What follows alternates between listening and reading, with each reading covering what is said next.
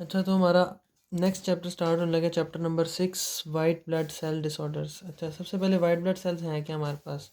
White blood cells are basically of two types. एक हमारे पास myeloid होते हैं, एक लिम्फोइड होते हैं। ठीक है, एक माइलॉइड एक लिम्फोइड। लिम्फोइड में हमारे पास टी लिम्फोसाइट्स और बी लिम्फोसाइट्स आ जाते हैं।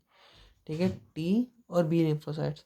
और माइलॉइड में क्या आते हैं? मोनोसाइट्स और ग्रेन्युलोसाइट्स। Monocytes, granulocytes. ग्रेन्युलोसाइट्स में आगे हमारे पास क्या है? योसिनोफिल्स, न्यूट्रोफिल्स, बेसोफिल्स। ठीक है, अब हमारे पास जो ये प्रोडक्शन होती है, हिमेटोपोइसिस होती है। ठीक है, हम लोगों ने वो भी पढ़ी हुई है। सबसे पहले हमारे पास क्या होता है? Pluripotent hematopoietic stem cell. ठीक है, हिमेटोपोइटिक ये क्या होता है? CD34 plus stem cell.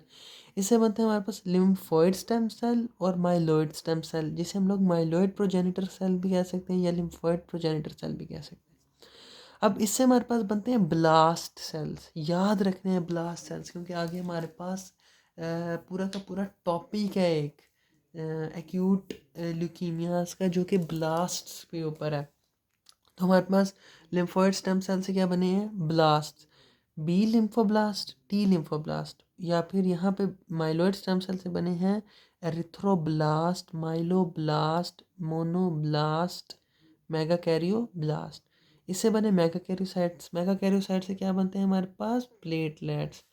मतलब मेगाकैरियोसाइट एक बड़ा सेल होता है जो कि टूटता है और क्या बनते हैं? Many small platelets. फिर मोनोब्लास्ट से बने मोनोसाइट्स। माइलोब्लास्ट से बने न्यूट्रोफिल्स, योसिनोफिल्स, बेसोफिल्स, जो कि हमारे पास क्या है? ग्रेन्युलोसाइट्स। मतलब इसके अंदर हम अगर देखें इसको हिस्टोलॉजिकली, तो ग्रेन्यूल्स होते हैं हमारे पास।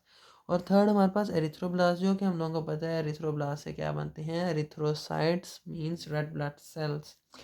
तो वाइट ब्लड सेल्स की भी हमें समझ लग गई है कि दो टाइप्स हैं। एक हमारे पास ये हैं मोनोब्लास्ट कह रहा हूँ, मोनोसाइट्स, न्यूट्रोफिल्स, योसिनोफिल्स, बेसोफिल्स। और हमारे पास क्या है? T lymphocytes, B lymphocytes. तो T lymphocytes are of two types, CD8 positive, CD4 positive. ये भी हम लोग आगे पढ़ लेंगे, चैप्टर 2 में हम लोग ये तफसील से पढ़ेंगे। तो हम स्टार्ट करते हैं chapter. Hematopoiesis occurs by a step maturation of CD34 hematopoietic stem cells। मतलब हमारे पास hematopoiesis होती है, ये किन की मैचुरेशन से होती है? hematopoietic stem cell, जो कि क्या है? CD34 positive. ठीक है, ये हमारे पास मार्कर्स होते हैं, हमने याद रखने हैं। उसके बाद cell mature and are released in the from the bone marrow into the blood. हमें पता है बोन मैरो के अंदर हमारे पास क्या होती है? हिमेटोपोइसिस। ये लेट्स सपोज बोन है और इसके अंदर क्या है? ये बोन मैरो। यहाँ पे हमारे पास क्या होती है? हमारी मेटापोइसिस। फिर अगर हमारे पास WBC, जिस तरह हम लोगों ने एनीमिया पढ़ा, जिस तरह हमने वो पढ़ी प्लेटलेट्स के कम हो जाए तो क्या कहते हैं हम लोग? Thrombocytopenia. White blood red blood cells कम हो जाए हम लोग क्या कहते हैं? एनीमिया। अगर वाइट ब्लड सेल्स कम हो जाए तो हम लोग उसको क्या बोलेंगे? ल्यूकोपीनिया। और अगर ज़्यादा हो जाए, ये भी हमने इम्पोर्टेंट है। ठीक है, अगर ज़्यादा हो जाए तो हम लोग क्या बोलेंगे? ल्यूकोसाइटोसिस। Cytosis, leukopenia, leukocytosis. अच्छा जी, अ लो और high white blood count is usually due to decrease और increase on one particular cell lineage. अच्छा, ये इतना इंपॉर्टेंट नहीं। अच्छा जी, ल्यूकोपीनिया। हमारे पास ल्यूकोपीनिया क्या? ये सब जो यहाँ पे बातें लिखी हुई है ना, ये मैंने in the form of graph या कह लो या टेबल या फिर इस तरह करके ना यहाँ पे लिखी हुई हैं सारी बातें। ये ठीक है। अच्छा जी, neutropenia, a decrease in number of circulating neutrophils.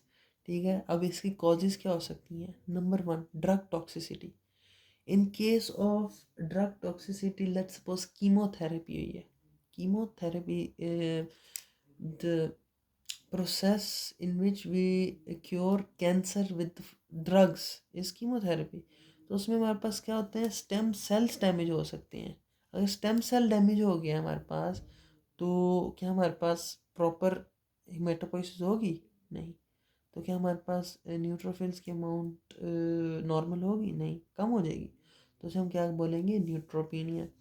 अब अगर सवियर इन्फेक्शन हो गया, let's suppose there is an infection.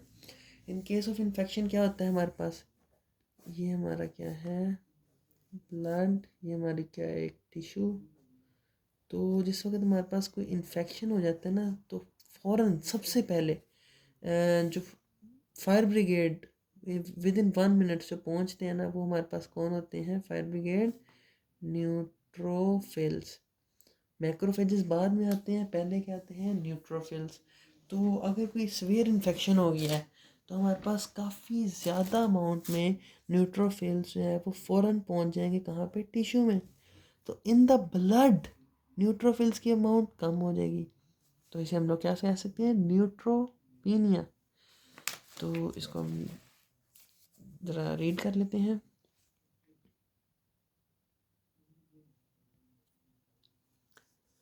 Neutropenia refers a decreased number of circulating neutrophils. Causes include number one, drug toxicity, chemotherapy with alkylating agents, damage to stem cells results in decreased production of WBCs, especially neutrophils. Severe infection, increased movements of neutrophils into tissue results in decreased circulating neutrophils. Movement कहाँ से कहाँ हुई है? Blood से tissue में। अच्छा, इसकी treatment हम लोगों ने अभी लास्ट टॉपिक के अंदर जिसमें हम लोगों ने पढ़ी हमारी एप्लास्टिक एनीमिया, ये वाली एप्लास्टिक एनीमिया, इसमें हम लोगों ने इसकी क्योर में एक चीज़ पढ़ी कि हमारे पास हम लोग क्या दे सकते हैं? Erythropoietin, GM-CSF and GCSF. What was that things? GCSF, GM-CSF and GCSF. Granulocyte, monocyte, colony stimulating factor और ग्रेनुलोसाइड क्लोनिक स्टिमुलेटिंग फैक्टर। हमारे पास न्यूट्रोफिल्स जो हैं ये किस कैटेगरी में आते हैं? Neutrophils are granulocytes. तो हमारे पास GM-CSF और GCSF देने की सूरत में neutrophils will increase, so this can be a treatment may be used to boost granulocyte production, thereby decreasing risk of infection in neutropenic patients. अच्छा जी, next हमारे पास lymphopenia. What is lymphopenia? A decrease in lymphocytes is lymphopenia. इसमें हमारे पास causes क्या हो सकती हैं? Number one, immune deficiency. हमारे पास ना एक बीमारी होती है डी जॉर्ज सिंड्रोम। इसमें हमारे पास ना क्या होता है कि टी लिम्फोसाइट्स कम हो जाते हैं। क्यों? क्योंकि हमारे पास ना थाइमस एक ऑर्गन होता है, थाइमस पड़ा होगा ये किसमें? हमारे जो ये चेस्ट में अंदर, मतलब थोरेसिक की एनाटॉमी में थाइमस पड़ा होगा। थाइमस जो होता है ना, इसके फेरेंजियल पाउचेस होते हैं। इसमें थर्ड और फोर्थ जो फेरेंजियल पाउच है ना, that is not properly developed in the D George syndrome. तो हमारे पास ना ये वो जगह है जहाँ पे थाइमस जो है ना, उसमें क्या होती है? टी लिम्फोसाइट्स की मैचुरेशन। तो अगर थर्ड और फोर्थ फ्रिंजियल पाउच नहीं बनता ना, तो हमारे पास टी लिम्फोसाइट्स की मैचुरेशन नहीं होती, and this causes decrease T lymphocytes. तो बाकी HIV एड्स, हमें पता है एड्स के अंदर भी क्या होता है कि बॉडी या उसका इम्यून सिस्टम बहुत वीक हो जाता है। उसके बाद हाई कोर्टिसोल स्टेट। अच्छा जी, why in high cortisol state? हम लोगों ने पिछली दोनों चैप्टर्स में एक चीज़ पढ़ी कि हमारे पास कोर्टिको स्टीरॉइड्स कब देते थे हम लोग? जब भी कोई इम्यून रिलेटेड मसला होता था, because it is immune suppressant. ये इम्यून सिस्टम को कमज़ोर करता है, वीक करता है। तो हमारे पास जो लिम्फोसाइट्स हैं ये तो इम्यूनिटी बूस्टर्स हैं, इम्यून सिस्टम का एक इंटेग्रल पार्ट है। तो जिस वक्त हम लोग हाई कोर्टिकोस्टेरॉइड्स दे दें या बॉडी कोर्टिसोल की प्रोडक्शन इंक्रीज कर दे in case of Cushing syndrome, तो क्या हो जाता है कि इम्यूनिटी वीक हो जाती है। और ये वीक होती किस तरह है? Through the apoptosis of lymphocytes. Lymphocytes. समझ लगी कि नहीं? मतलब कि कोर्टिकोस्टेरॉइड्स क्या है, इम्यून सप्रेसेंट्स हैं, but how they suppress the immune system by the apoptosis means the program death of lymphocytes. और ये हमारी बॉडी में अगर कोई कशिंग सिंड्रोम हो जाए जिसमें cortisol level is increased. What are corticosteroids? These are cortisols. तो ये हमारे पास क्या हो जाती है, इंक्रीज कशिंग सिंड्रोम, मतलब कशिंग सिंड्रोम में increase cortisol will cause the apoptosis of lymphocytes. फिर हमारे पास ऑटोइम्यून डिस्ट्रक्शन हो सकती है, बॉडी अपने ही सेल्स के अगेंस्ट किस बीमारी में बनाती है एंटीबॉडीज, सिस्टेमिक लूपस एरिथेमेटोसिस। हमने ये तीनों में पढ़ा है।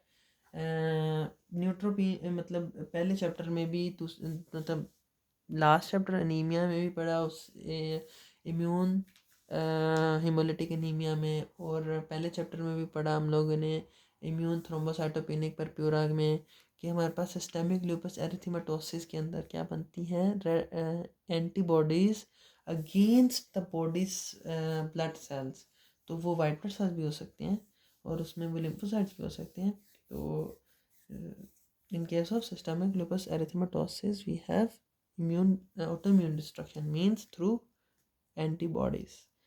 होल बॉडी रेडिएशन, अच्छा जिस वक्त हमारी बॉडी किसी किस्म की रेडिएशन से एक्सपोज होती है तो सबसे ज़्यादा जो सेल्स डैमेज होते हैं वो these are lymphocytes. Highly sensitive to radiation, lymphopenia is the earliest change emerge after whole body radiation। whole body radiation हमारे पास वर्कर्स में हो सकती है जो किसी रेडिएशन में काम करते हैं, या फिर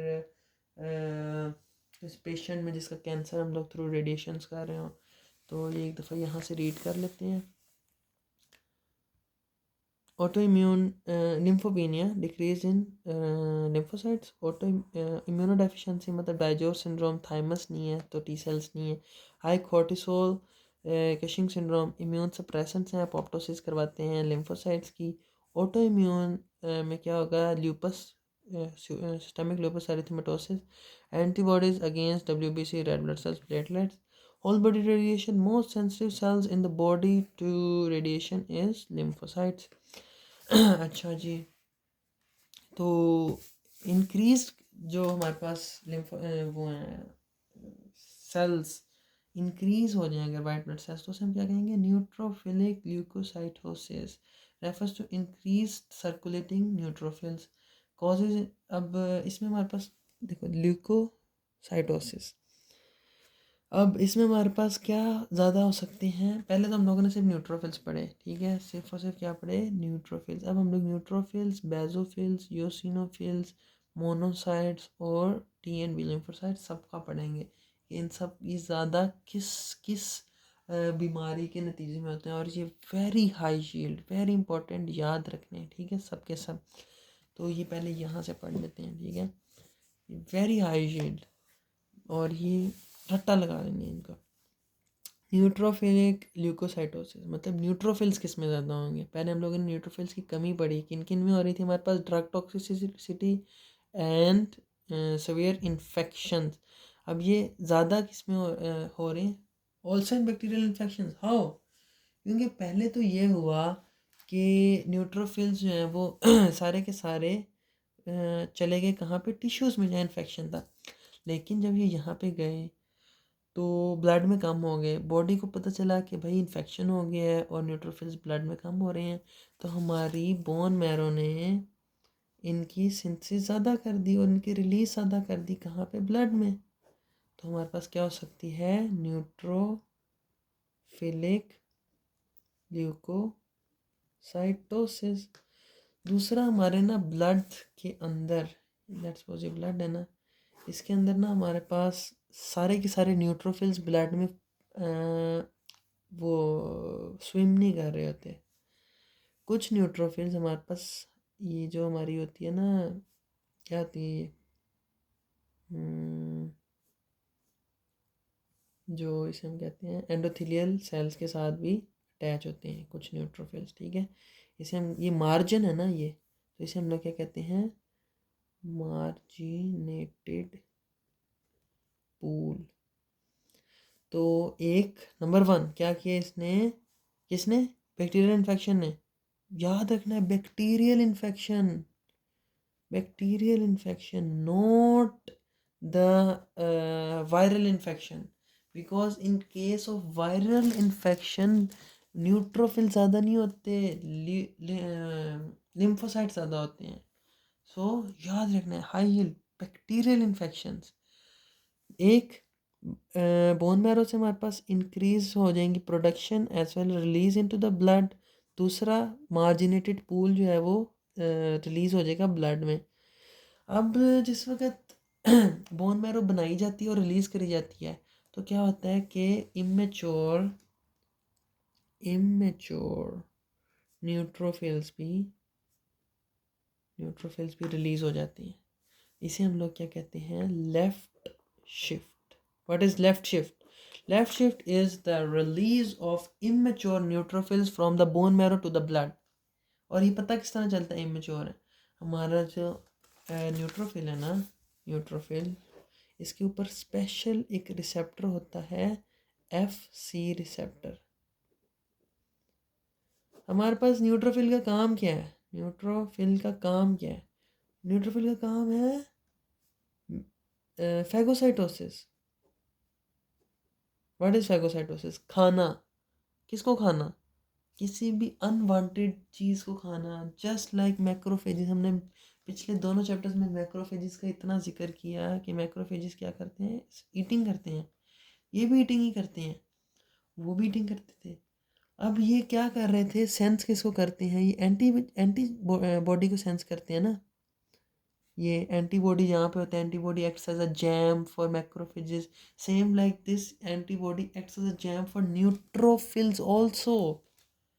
बट इसकी टंग क्या है? टंग, अगर एंटीबॉडी क्या है, जैम है, तो टंग जो जुबान है वो क्या है, FC रिसेप्टर।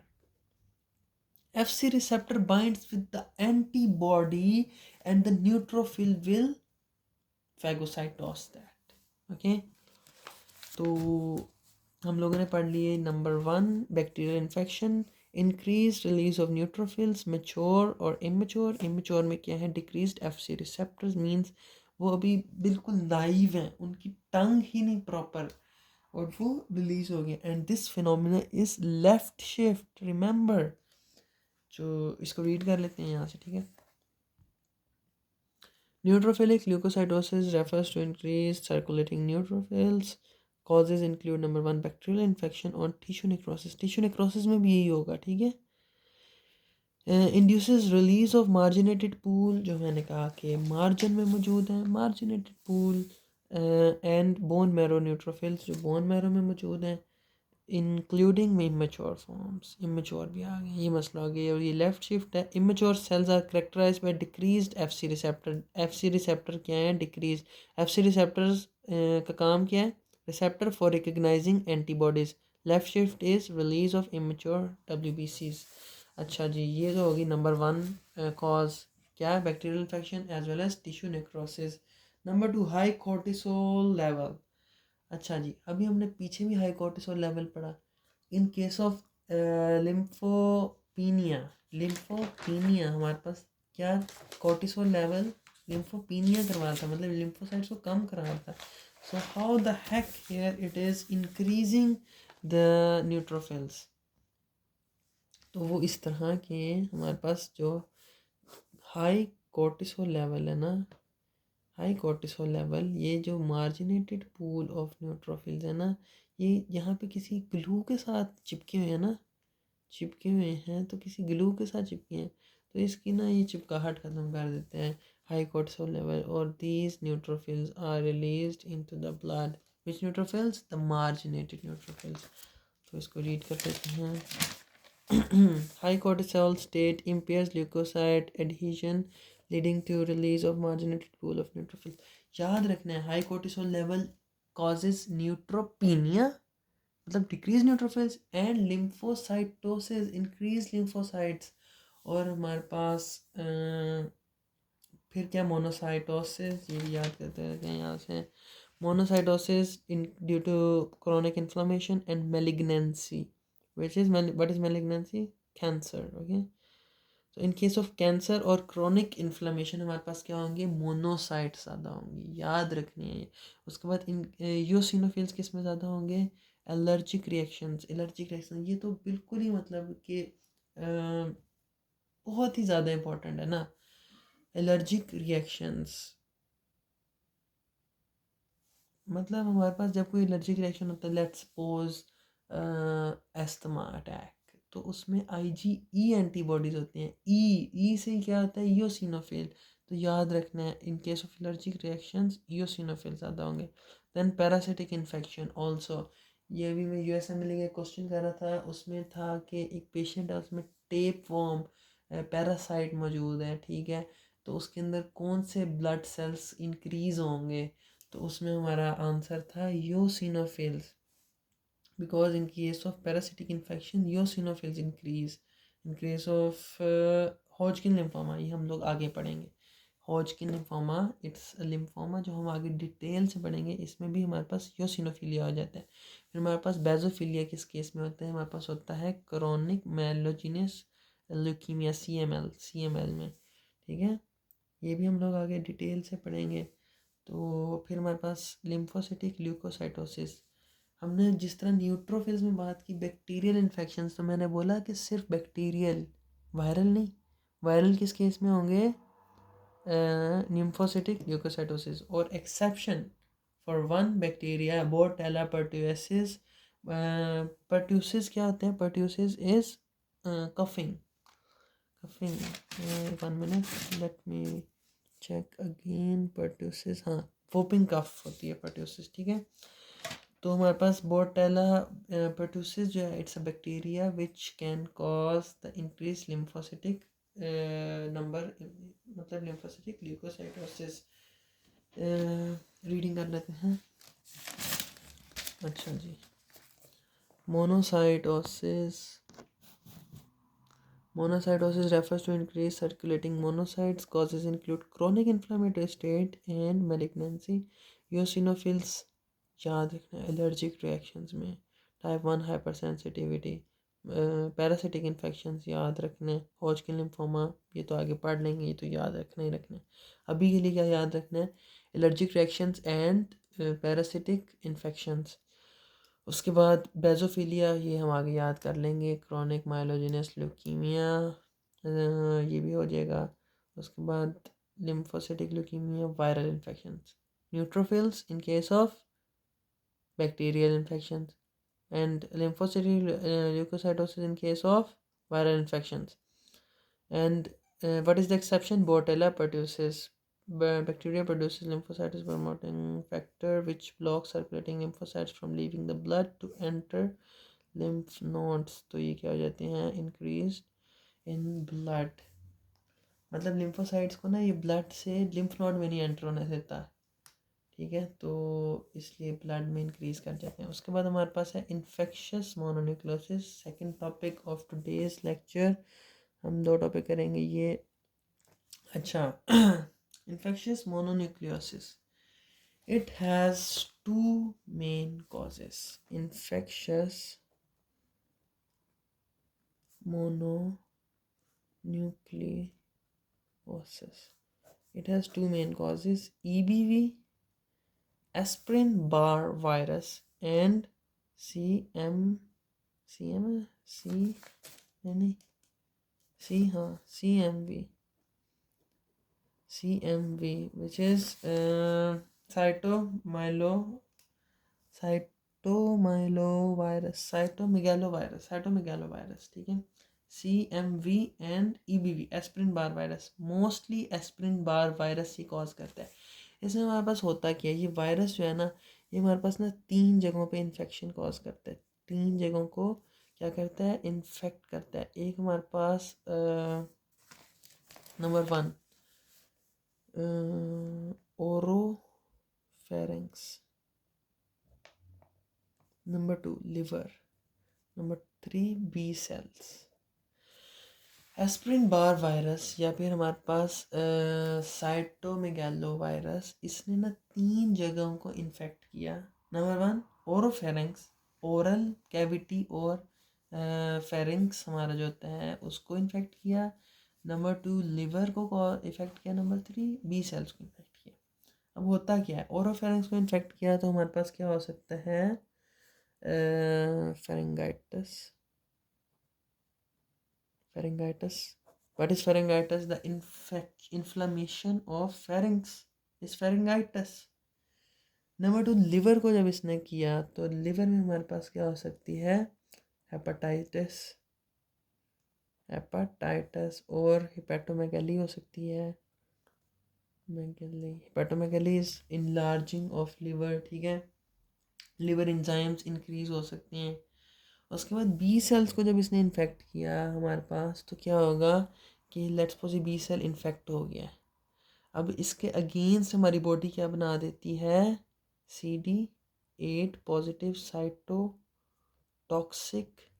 टी सेल्स, ताकि ये टी सेल जो है ना ये इस बी इन्फेक्टेड बी सेल को ख़त्म कर सके, ताकि ये CD8 पॉजिटिव टी सेल जो है ये इस बी सेल को ख़त्म कर सके। इसलिए हमारी बॉडी क्या बना देती है, टी सेल्स काफ़ी ज़्यादा अमाउंट में। तो ये हमारे पास क्या हो जाती है, reactive CD8 positive T sales increased. तो पढ़ लेते हैं ज़रा इसको आप।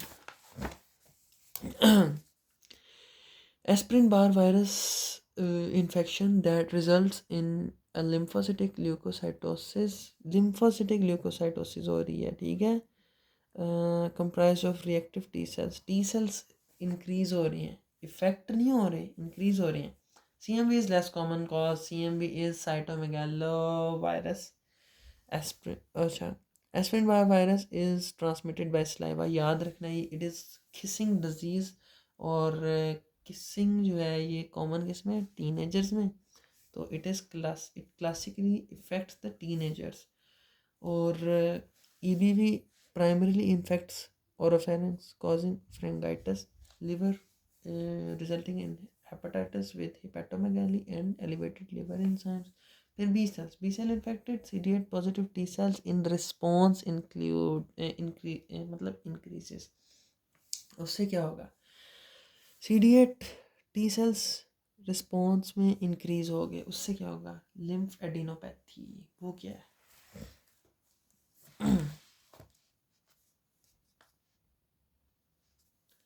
हमारे पास होते हैं लिम्फ नोड्स हमने पढ़े हैं, ठीक है। ये एक मेरा लिम्फ नोड है, लेट्स सपोज। इसकी ना डिफरेंट लेयर्स होती हैं, ठीक है। इसको हम लोग कह देते हैं कोर्टेक्स, इसको हम कह देते हैं पैराकोर्टेक्स, इसको हम कह देते हैं मेड्यूला। कोर्टेक्स में मौजूद होते हैं हमारे पास बी सेल्स, पैराकोर्टेक्स में मौजूद होते हैं टी सेल्स, ठीक है। अब हमारे पास इस पेशेंट के अंदर क्या हुआ है कि बी सेल इन्फेक्ट हुए और ज़्यादा क्या हुआ है उसके against CD8 positive cytotoxic T cells. तो हाइपरप्लेजिया हो जाएगी किसकी, इसकी hyperplasia means increase in size हो जाएगा, एक किस्म का साइज या अमाउंट जो है ना वो इंक्रीज कर जाएगी, बड़े हो जाएगी वो जगह। तो ये जो पैराकोर्टेक्स है ना ये इंक्रीज कर जाएगी साइज में। तो हमारे पास जब पैराकोर्टेक्स इंक्रीज कर गई, क्यों इंक्रीज किया कि यहाँ पे टी सेल मौजूद है, टी सेल ज़्यादा हो गए हैं, तो पैराकोर्टेक्स ज़ाहिर सी बात है बड़ी हो जाएगी। पैराकोर्टेक्स बड़ी हो गई है तो लिम्फ नोड भी तो बड़ा हो जाएगा, लिम्फ नोड बड़ा हो जाएगा तो उसे हम कहते हैं लिम्फ एडिनोपैथी। लिम्फ एडिनोपैथी समझ लगी। This is a lymph node having cortex, paracortex, and medulla. Paracortex has T cells. The Epstein-Barr virus affects the B cell that results in increased T cells. When T cells increase, the paracortex becomes enlarged. Due to the enlarging of paracortex, the lymph nodes get enlarged and causing the lymph adenopathy, इसको read कर लेते हैं हम लोग। CDA, हाँ, generalize lymphadenopathy due to T cell hyperplasia in the lymph nodes paracortex, याद रखना पैराकोर्टेक्स की हो रही है। स्प्लीनोमेगैली, ठीक है, स्प्लीन भी बड़ा हो सकता है क्योंकि टी सेल हाइपरप्लेजिया इन पेरी आर्टेरियल लिम्फ शीट। अच्छा, हमारे पास ये तो लिम्फ नोड था, हमारे पास जो होती है ना स्प्लीन,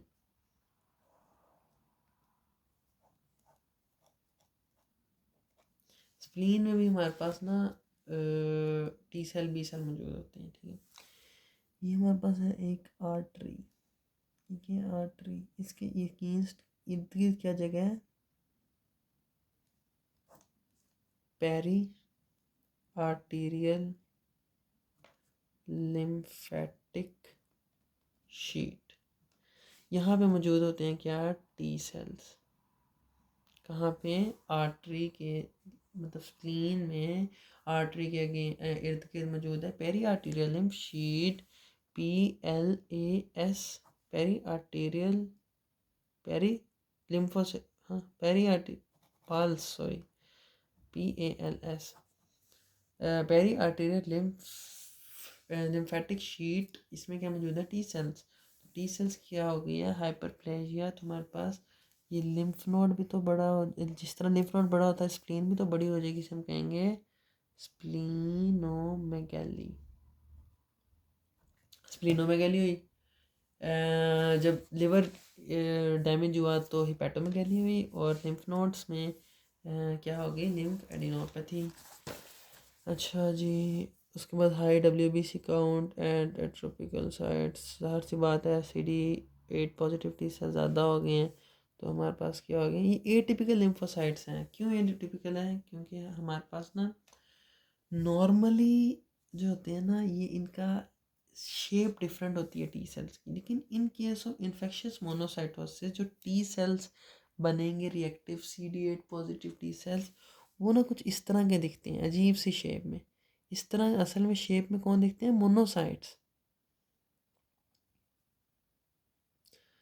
लेकिन ये मोनोसाइट्स नहीं है, ये है cytotoxic T cells, CD8 positive T sales.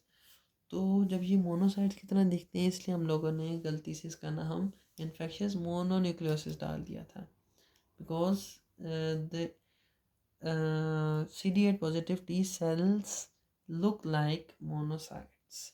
ये हमारे पास एक वेरी हाई यील्ड USMLE का क्वेश्चन है, दैट इन विच डिजीज और disorder we have atypical lymphocyte, या फिर वो पूछ सकता है in case of infectious mononucleosis which cell becomes atypical. तो इसका आंसर क्या है, CD8 पॉजिटिव टी सेल। अच्छा जी, the monospot test is use for screening. हम ना इसमें क्या करते हैं, हमारे पास ना IgM न्यूट्रोफिल होते हैं, एंटीबॉडीज़, ठीक है, क्या होते हैं, मोनोस्पॉट टेस्ट करने लगे जी। अब हम मोनोस्पॉट टेस्ट, अब एक चीज़ याद रखनी है, M से मोनोस्पॉट टेस्ट, M से IgM, और इससे ही इन्फेक्शियस मोनोन्यूक्लियोसिस, ठीक है, M। अब ना हमारी बॉडी में इन केस ऑफ दिस जो IgM मौजूद होती है ना, वो क्या होती है, हेट्रोफिलिक। मतलब कि अगर वो हम लोग अपनी किसी शीप या घोड़े के अंदर इंजेक्ट कर देना ये एंटीबॉडीज़, तो ये उनके रेड ब्लड सेल के साथ भी बाइंड कर जाएंगे, हैं हमारी बॉडी के, लेकिन उनकी बॉडी के साथ भी कर जाएंगे। तो this is the monospot test. In case of infectious mononucleosis we have IgM that are that are heterophile, that can bind the blood cells of horses as well as sheeps. Very important, monospot test, MMM, ठीक है। और ये हमारे पास ना तकरीबन 1 हफ्ते बाद करना होता है इस इन्फेक्शन से, ठीक है, फिर पॉजिटिव होता है। अगर ये नेगेटिव हो तो इसका मतलब है कि या तो हमारे पास जल्दी कर दिया हमने टेस्ट, या फिर the infection is due to CMV, cytomegalovirus, not EBV। ये एस्प्रिन बार वायरस के लिए है, सिर्फ CMV के लिए नहीं है। And detects IgM antibodies that cross react with horse or sheep red blood cells. Heterophile antibodies usually turns positive within 1 week after infection. A negative monospore test suggests CMV। क्या मतलब, साइटोमेगेलोवायरस है, EBV नहीं है as possible cause. और फिर हम लोग EBV viral capsid भी चेक करते हैं, ठीक है, मतलब उसका हम लोग जो ब्लड टेस्ट एक किस्म का करते हैं जिसमें हम लोग ना ये एस्प्रिन बार वायरस का कैप्सिड जो है ना वो हम लोग माइक्रोस्कोप में सर्च करते हैं। कॉम्प्लिकेशन जो है वो स्प्लीन रप्चर हो सकता है, ज़ाहिर सी बात है, स्प्लीनोमेगेली हो गया, स्प्लीन बड़ा हो गया तो वो रप्चर भी हो सकता है। इसलिए पेशेंट्स को हम लोग कहते हैं कि ज़्यादा स्पोर्ट्स वगैरह ना करो, कौन सी कॉन्टैक्ट स्पोर्ट्स, मतलब क्रिकेट वगैरह ज़्यादा ना खेलो। उसके बाद अगर हम लोग इसको पेनिसिलिन दें तो वो रैशेस हो सकते हैं, उसको रीज़न अननोन। उसके बाद हमारे पास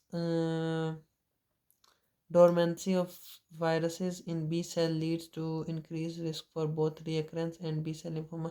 अगर हमारे पास जो है वो सिर्फ और सिर्फ B सेल्स जो हैं उसमें ही ये कॉज करें इफ़ेक्ट, मतलब सिर्फ डोरमेंट हो कहाँ पे, B सेल्स में, तो वो हमारे पास क्या कर सकते, मतलब B सेल्स जो है ना वो उनको इफेक्ट हुए हैं लेकिन वो सो गए हैं किस्म के इन्फेक्टेड B सेल्स, तो वो रिएकर भी हो सकती है डिज़ीज़ और वो बी सेल लिम्फोमा भी कॉज कर सकती है।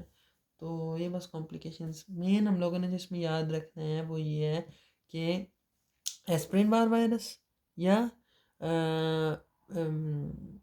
जो क्या दूसरा क्या था, CMV साइटोमेगेलोवायरस, इसमें EBV वायरस। और इन्होंने क्या किया है, हमारे पास इन्फेक्शियस मोनोन्यूक्लियोसिस की है जिसमें हमारे पास 3 चीज़ें इफ़ेक्ट की हैं, oropharynx, liver and spleen. Oh sorry, I am saying spleen, B cells. Oropharynx किया तो फ्रेंगाइटिस हुआ, लिवर किया तो हेपेटाइटिस और हेपेटोमेगैली हो गई। B सेल्स को किया तो CD8 पॉजिटिव T सेल्स ज़्यादा हो गए। CD8 पॉजिटिव सेल्स ज़्यादा हुए तो हमारे पास पैराकॉर्टेक्स में hyperplasia of CD8 positive T cells की वजह से क्या हो गई, लिम्फेडिनोपैथी। स्प्लीन में हमारे पास पेरी आर्टीरियल लिम्फेटिक शीट में हमारे पास क्या हो गई, हाइपरप्लेजिया और CD8 पॉजिटिव सेल्स, तो हमारे पास क्या हो गई, स्प्लीनोमेगैली। और हमारे पास जो है वो क्या हो सकती हैं, हाई WBC काउंट हो गया और मोनोस्पॉट टेस्ट हम लोगों ने कर लिया। बस ये चीज़ इसमें याद रखनी है।